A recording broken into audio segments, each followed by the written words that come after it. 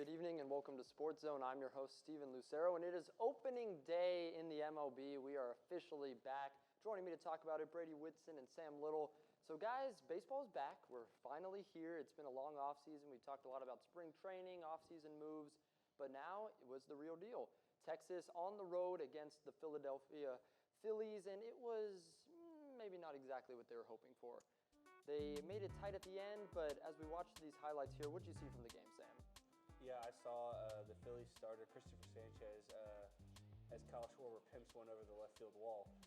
Christopher Sanchez had 10 strikeouts and 3 hits and 6 innings of work for the Phillies, so a lot to be desired at the plate for the Rangers.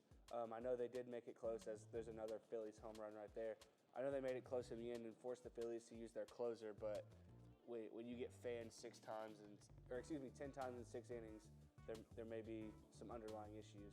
Yeah, Sam Haggerty managed to snag that one, but here we go right here, and there's the bomb. The Phillies really got off to a fast start here, going up 5-0, maintained that lead for a long while until what we'll see in just a moment here. But definitely a slow start offensively for the Rangers. Brady, what did you see from them, and how do you think the bats can get going, hopefully going into Game 2? Yeah, it's just been pretty frustrating.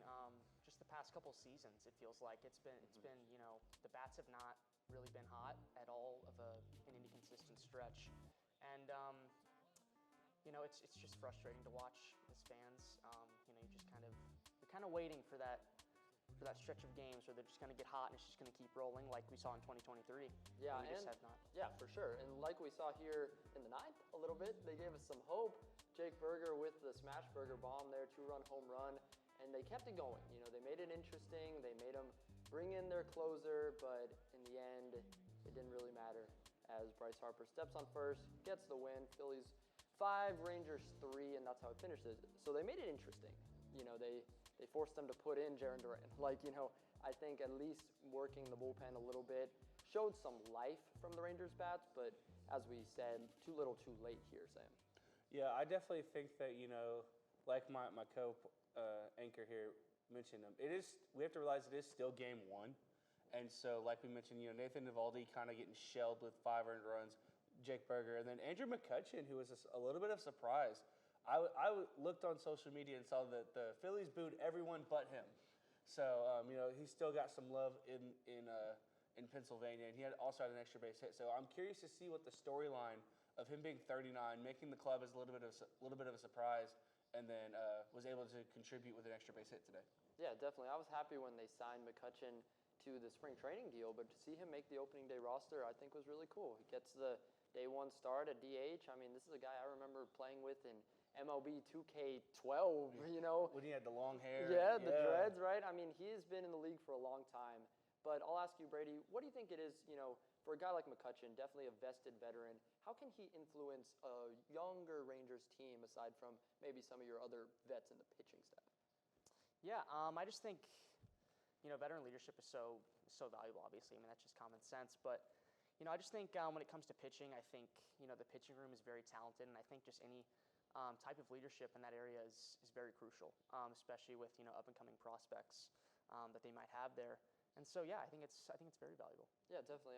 I look at the pitching staff, and it's like you have Jacob deGrom, Nathan Eovaldi. You have these veterans.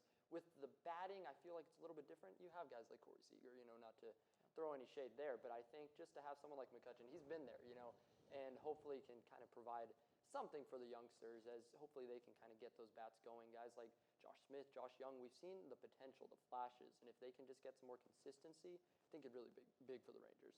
Yeah, I'm sure that Skip Schumacher didn't want to start his managerial career with a loss. But, baseball happens. You've got 161 more games to go to be able to build on this first year.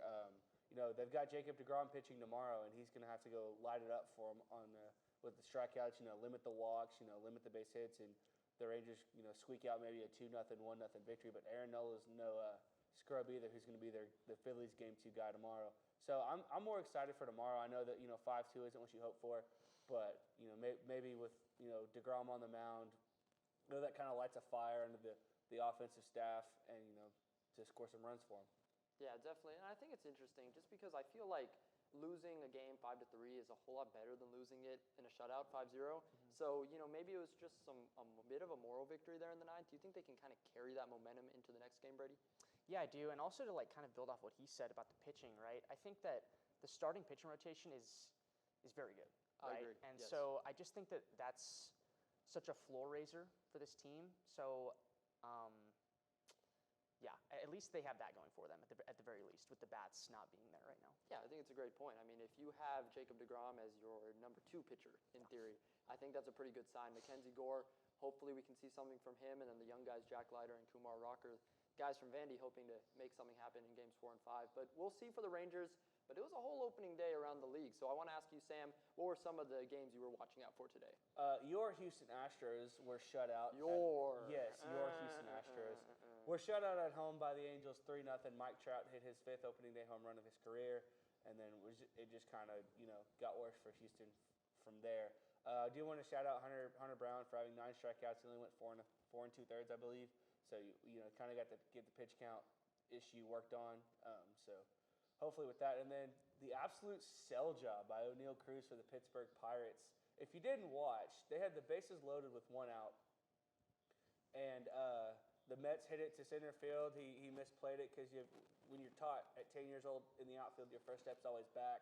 Ball gets over his head. They score 3 runs. And then the very next at bat, the New York hit it again out there, and he just lost it in the sun and cost him. And then Paul Skeens was pulled after getting 2 outs in the first inning and then giving up 5 runs. So absolute sell job there from O'Neal Cruz. But hey, he can hit the ball 115 miles an hour. So yeah, the Pirates-Mets game was very interesting as, Paul Skeens right now has a 67 ERA. And, that's just, I guess, the reality of one game. But to see a Cy Young winner in Paul Skeens getting pulled just like that in the very first inning, only gets to 2 outs. The Pirates team, as you said, it is kind of beyond just him, but definitely a rough one there. They lose 7-11 in that game. So just a lot of high-scoring games, throughout today. I don't know, maybe they were just raring to go. Brady, which game stuck out to you? Yeah, I mean, I mainly paid attention to the Rangers game, but also, the Nationals-Cubs. Cubs have high hopes coming into this season. They lose to the Nationals 10-4, I believe. Yep.